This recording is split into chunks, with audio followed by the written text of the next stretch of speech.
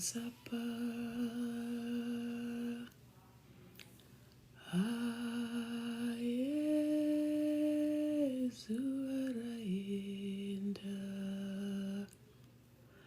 Ndokara chikaro chamatende uchatendeka watendeka Awezuarainda Ndokara chikaro chamatende uchatendeka watendeka Awezuarainda Ndokara chikaro chamatende uchatendeka watendeka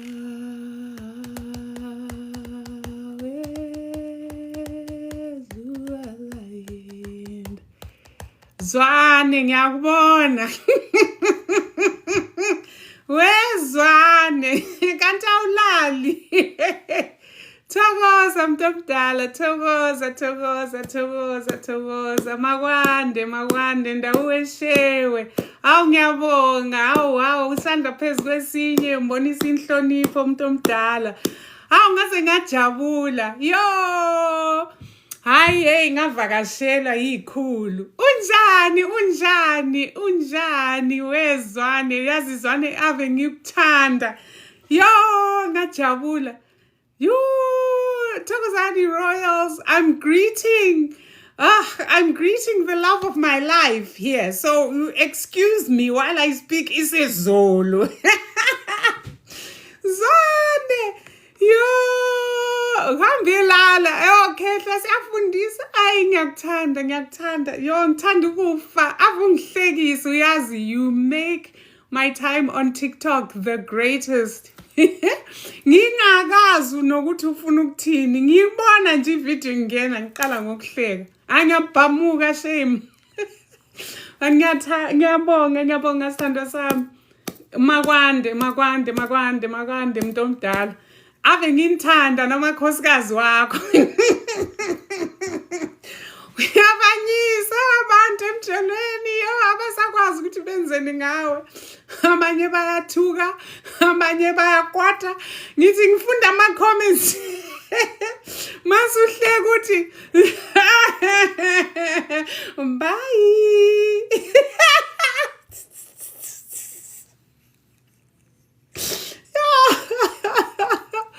Aw shame no ngiyakuthanda we uwazi ukuthi ukhona nje umnyusisi umkwerekwere okuthandayo ngithanda ukufa Magwande. So after all this excitement family please tap the screen tap the screen tap the screen. She made my night. You have no idea how I love this woman. Like she's someone else. If you don't know who she is, she's Zwane.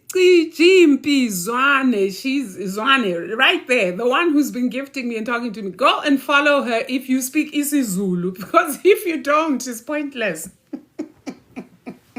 If you understand isiZulu, run along to her page and follow her. She's one of the best on TikTok, I have to say. One of the most authentic, beautiful, honest, down-to-earth souls on this whole TikTok.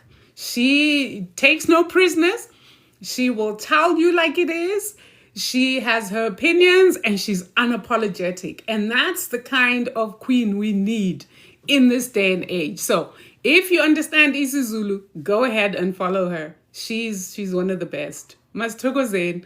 So let me greet properly. Thokozani ndaweshewe thobela dumelang Kamagwini lesedihanya ndauwe muribwanji habari gani nangadefu avsheni Ninjani. Thank you so much for coming on, family. We are going to continue our teaching on MAAT.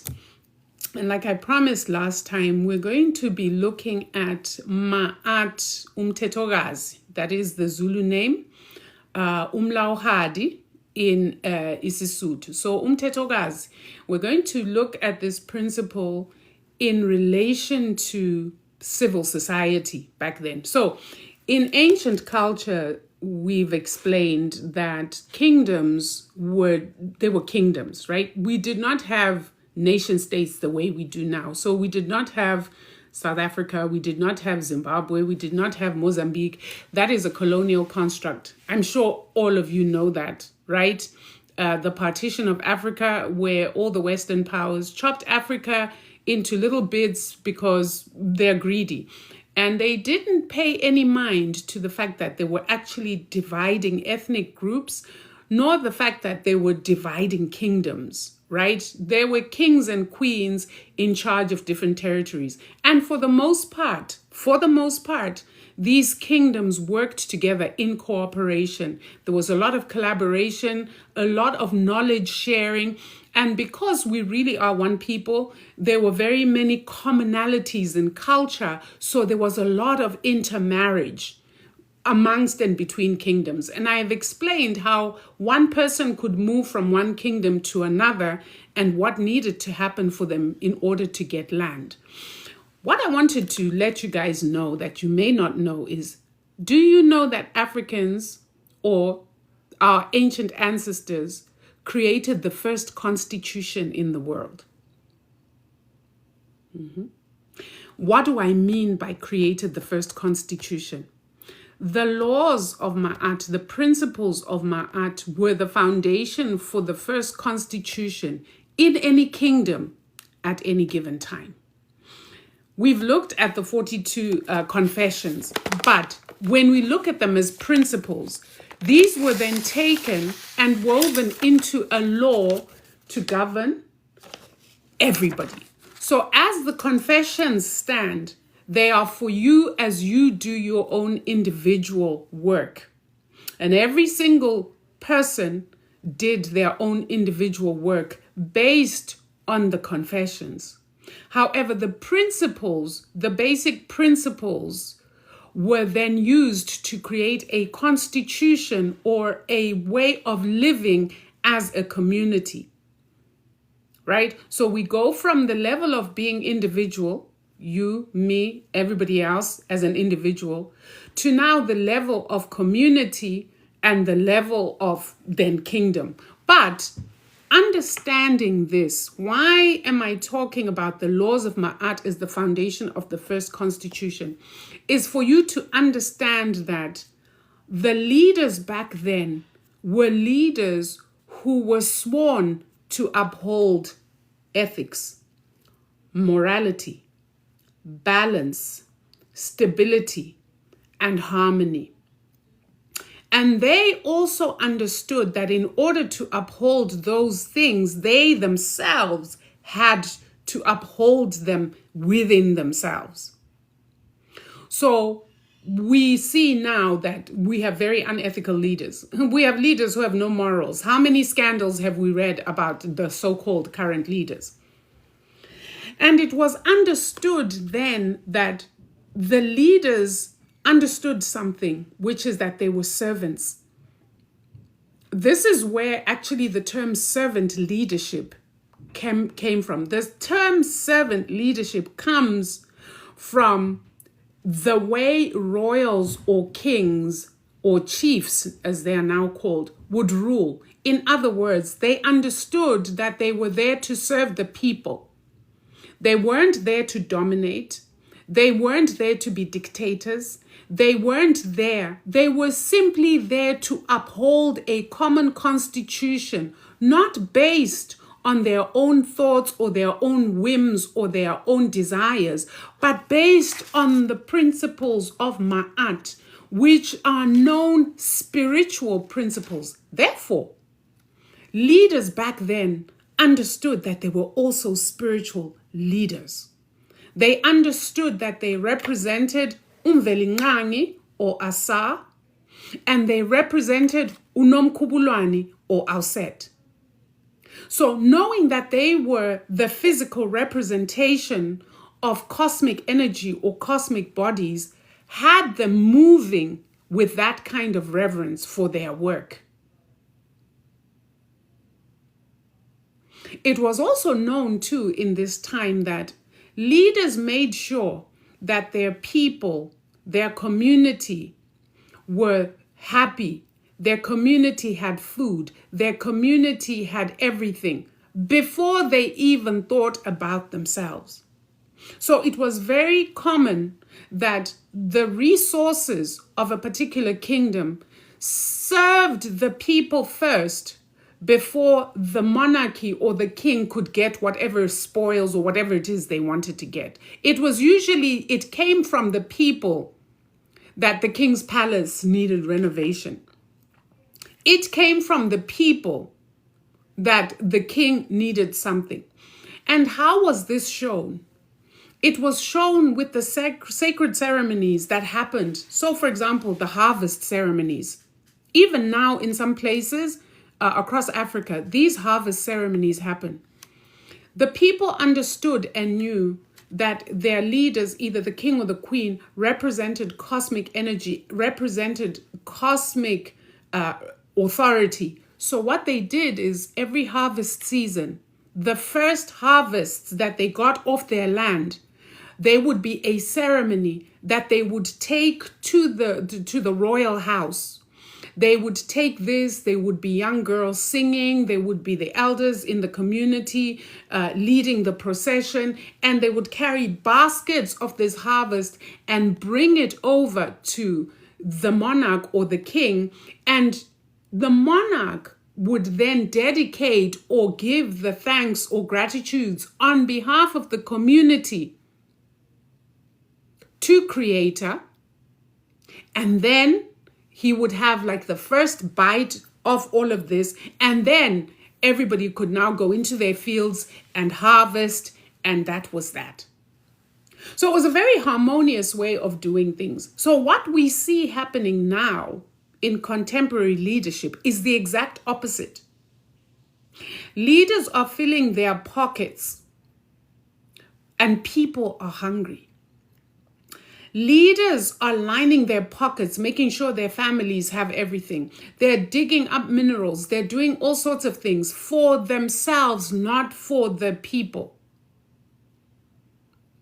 So why this is important to understand is so that we understand why it is that there is so much criminality. Why it is that we find that people resort to crime.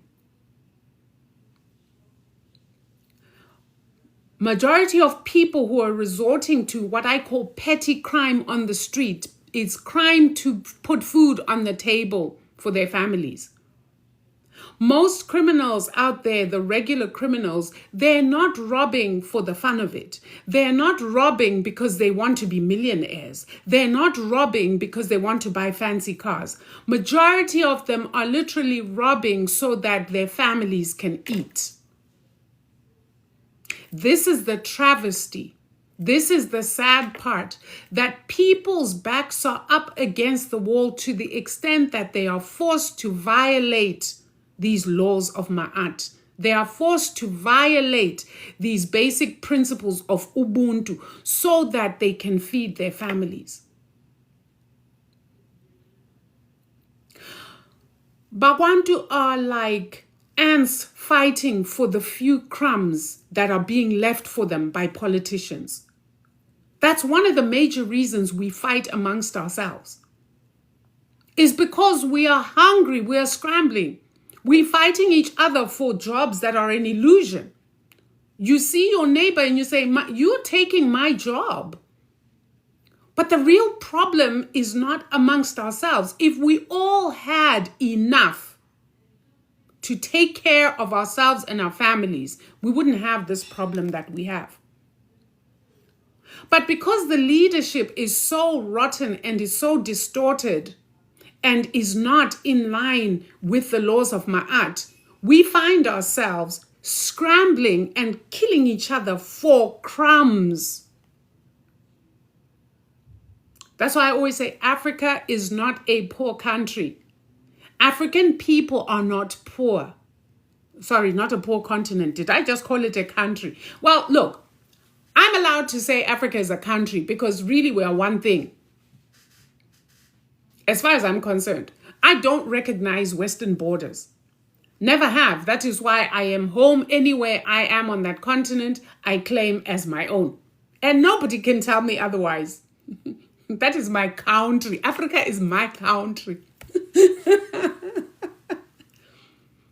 So we find ourselves struggling at the bottom of the barrel, scraping and fighting each other because we're hungry.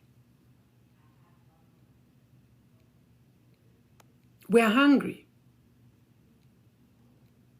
Ubuntu in us is almost dead. It's almost a non-existent concept, or it's not even a concept. It's a non-existent principle within us now because of the position we have found ourselves in. In that position that we find ourselves in, it is very easy for those who are weak to sell out.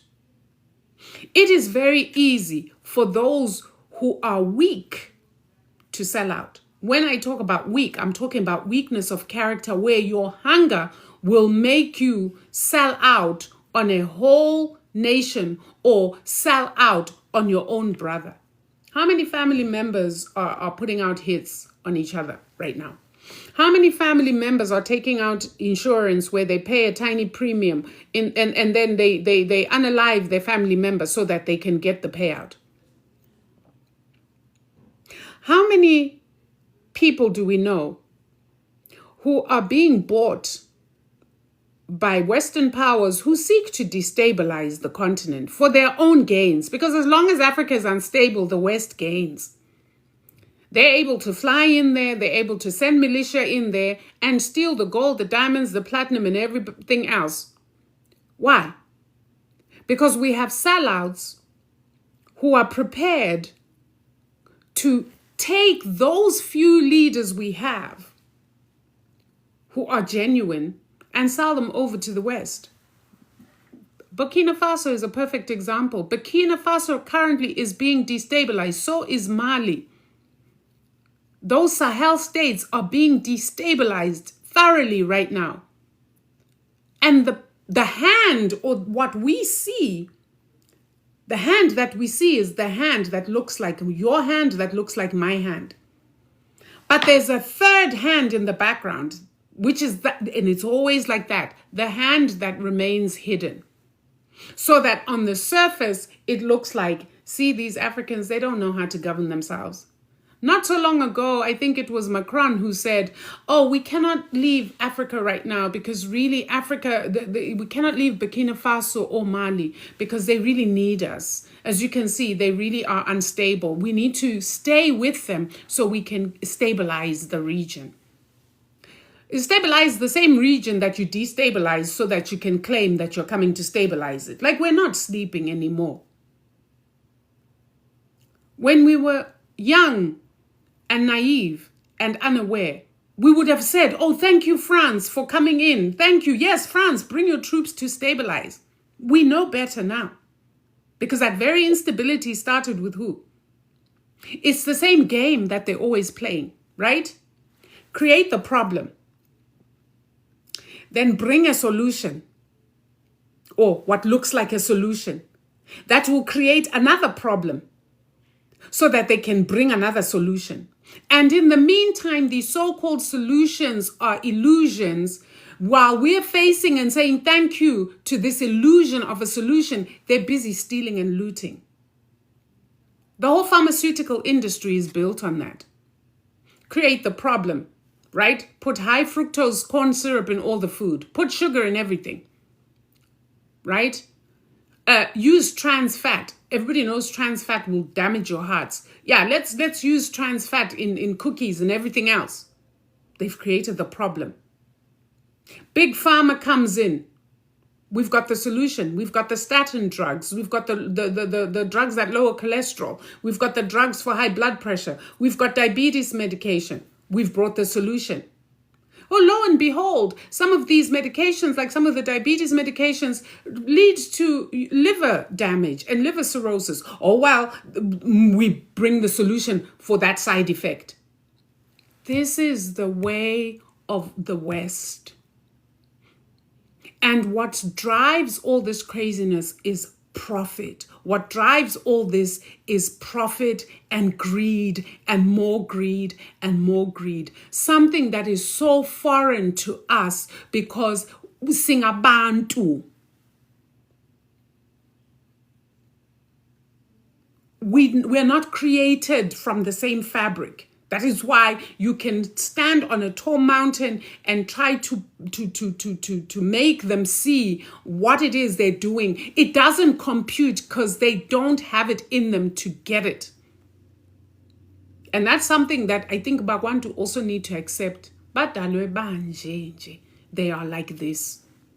And the sooner we understand that, the sooner we stop trying to appeal to a conscience that doesn't exist.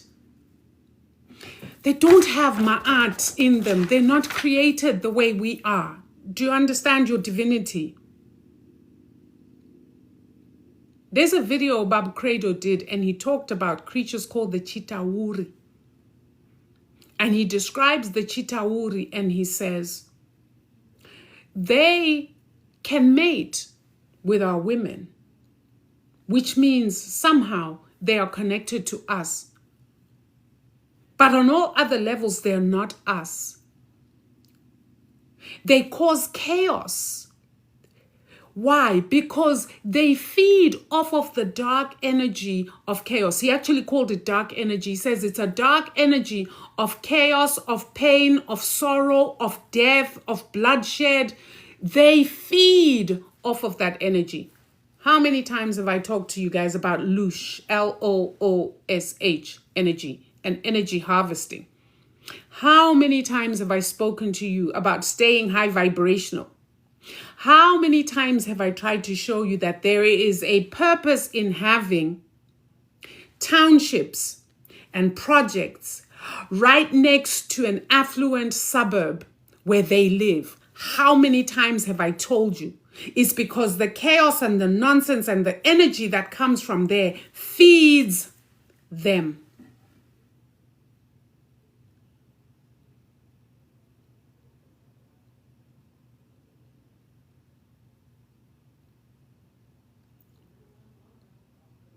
So it's very important to understand.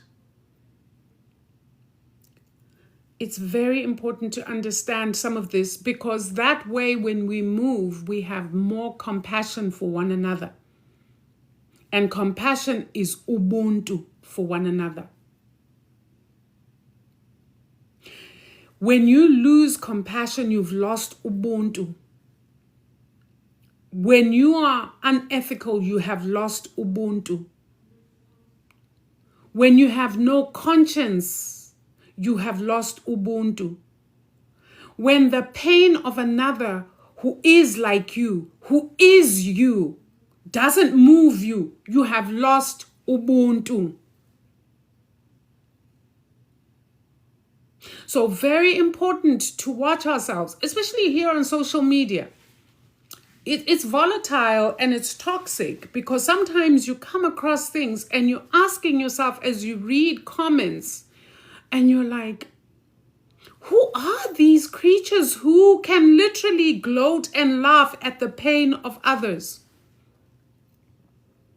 Who are like you? And yet you'll find that those same people will have compassion for the palm-colored creatures. And I want to understand that. Is the self-hate so deep? But somehow, I've seen videos of palm-colored creatures in poverty. Go and see the comments and who has the most compassion there. It's us.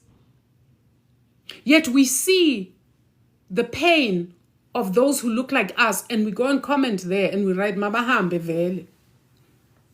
Mabahambe.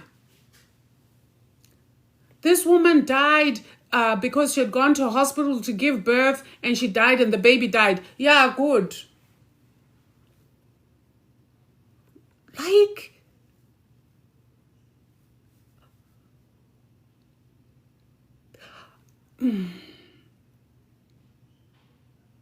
I digress. But I did come here to talk about understanding that we had the first constitution, what it was based on, so that you can see the current constitutions all over the continent and understand that those constitutions were not written for us. And so that you understand too that our so-called leaders were never for us. That is why they can never do anything for us. They are managers. They manage our resources and they manage our anger on behalf of the colonizer. And that's just facts. So all this chaos that you see that is happening across the continent currently, it's created by them. People don't understand, for example, this whole taxi business that's going on in South Africa, and taxi and Bolt and Uber, and now there are people who are losing their lives, you know. People don't understand that Rupert is behind that. Rupert funds the taxi industry. On the front, it looks like it's the taxi bosses in charge. They're in charge of nothing. And notice how every once in a while, violence erupts within the taxi industry over one thing or another. If it's not the taxi bosses themselves fighting for taxi routes, it's going to be now it's Bolt and Uber. But see who's perishing in all that. And ask yourselves, why is this happening now? Dark energy. Most of you don't get it. On a spiritual level, there is a lot of sacrificing of us, by us, on behalf of those who need this dark energy in order to stay in power and in order for them to keep their foot on our necks. We need to constantly look at things with a spiritual eye. The minute you drop that consciousness and you drop into 3D, you will lose the plot. There is a third hand behind all of this, including your Operation Dudula. There is.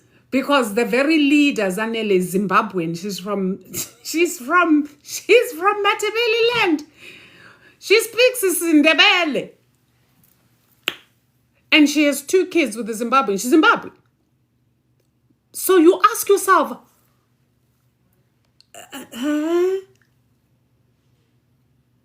a non-South African is leading to Dula to get rid of illegal foreigners. Yo, guys, it's like we're in some kind of simulation, which we are. We're in some kind of crazy movie. Which is why I say, no compassion. Listen, if you have no compassion for someone who looks like you, I don't know what to say, and I don't know what it is you're going to do in order to cultivate Ubuntu within yourself. Because without that, you're not part of this collective. Without that, you're not a part of this community. Without that, you can listen, you can burn your candles, you can shisa your impepo, you can do your offerings, you can do, it goes nowhere. Because on a spiritual level, we are all interconnected. While everybody has their own bloodline, yes, but we don't end there. Even our ancestors, when we do universal umpatlo, when we call up the warrior spirits, when we call on the great-grandmothers and the great-grandfathers to awaken and come to assist us in this battle that we're in, who do you think we're calling? We're calling all of them. So when you do wrong by your brother or your sister, it gets reported over there that look what your child is doing now. Your child and your ancestors hang their heads in shame because, you're their child. So then when shit hits the fan for you, it's not my ancestors or someone's ancestors coming after you. They have no business doing that because they're not of your bloodline. It's your own ancestors coming after you for being an embarrassment. We are a community, whether we like it or not. And we're only as strong as our weakest link. That is why in ancient times, when they found out who the weak links were, when they found out who the sellouts were, they got rid of them very quickly. Because they knew that keeping these people around was not to the benefit, would actually put in danger the whole nation or the whole kingdom. So the minute they were discovered, they were done away with.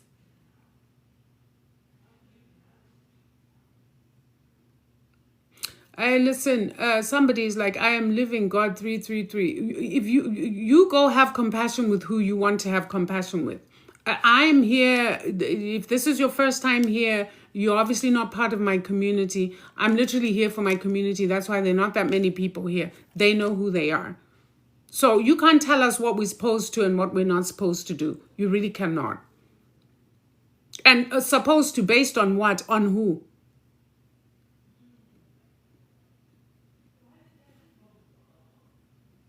If you don't get where this conversation is going, is okay. But I needed to correct that very quickly. You can't come on somebody's live and then tell them what they're supposed to and what they're not supposed to. Right? You can go open your own live and tell people what they're supposed to and what they're not supposed to do. All right. So, on that note, what else did I want to share? Yes. Okay. Here's the thing. We've talked about, some people call it the Schumann, but it's actually the Schumann. It's a German word, Schumann, the Schumann frequency or the Schumann resonance. It's off the charts right now. It's strange things are happening with it. This has been happening August 12th, 13th, 14th, and I think today's the 15th. I wanted to come and talk about it a few days ago, but I was flat out with a headache I could not understand until I understood. So this frequency is really the frequency of Earth, right? It's the frequency of Earth. And today particularly, there seems to be some artificial interference with it going on. So I just want you to be aware of what's going on in your body. I also want you to be aware that, yeah, they are messing up with the frequencies.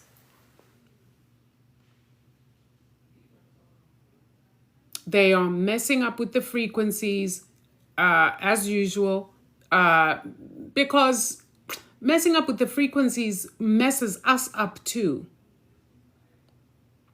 And when we are messed up too, then there's a lot of confusion going on. There are people who have not been well for the last few days.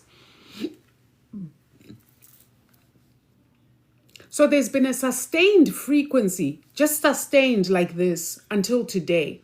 And then today there's interference now, and that interference is artificial. So we know already that the frequency of Earth has shifted. We don't know whether it's going to shift some more. But today, usually the Schumann frequency kind of does this kind of thing, you know. But for the last, 12, 13, 14, and 15, it's literally just been like a band of white. I'm going to see if I can put a picture here before I post this on YouTube so that people can see what I'm talking about. And then today, they started seeing these weird frequencies that are artificial.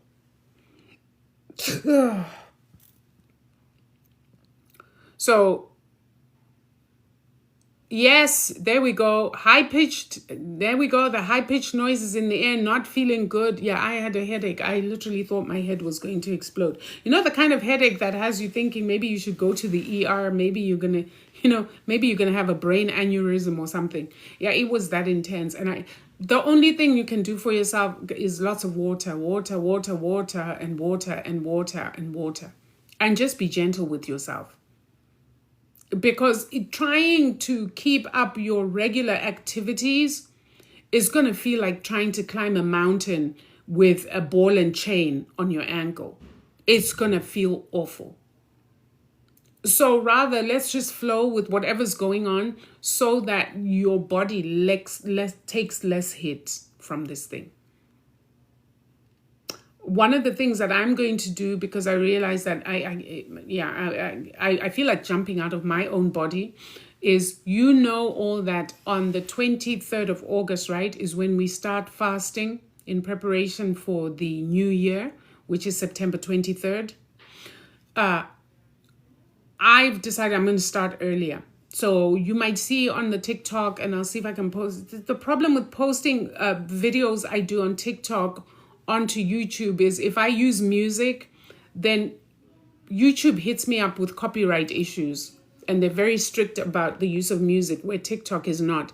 But I'm going to try to, as soon as I start, which I think I'm going to start on Monday, because I need to get in my groceries, I need to get the fruit and everything, coconut water in. But I'm going to start the fast early. I really feel like I'm not surviving all these energetic shifts. I'm literally not doing well under these energetic shifts, which kind of affects my work, because I work with people and I have to I have to stay spiritually and physically and mentally and emotionally alert, which can be like literally. My clients will tell you this week, particularly, the number of times I've had to say, can we please reschedule? Because it's been a grind. So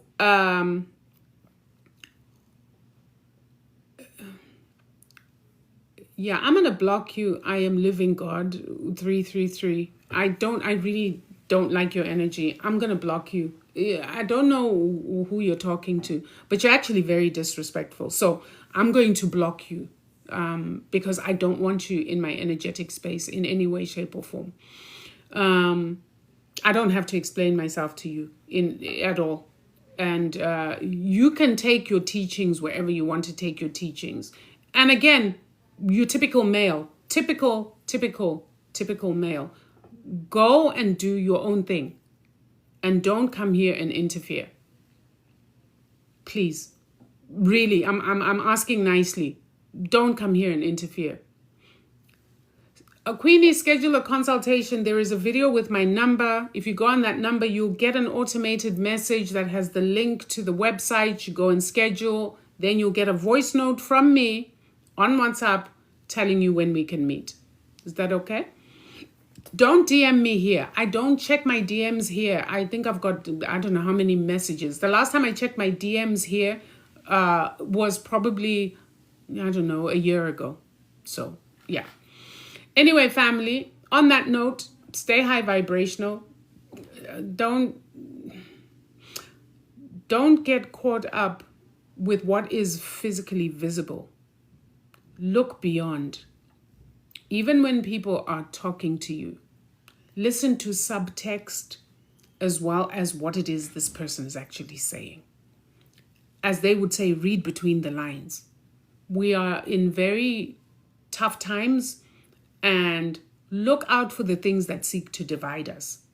Look out for the things that seek to divide our collective energy, because there will be those who will tell you that we're supposed to love all and have compassion for all.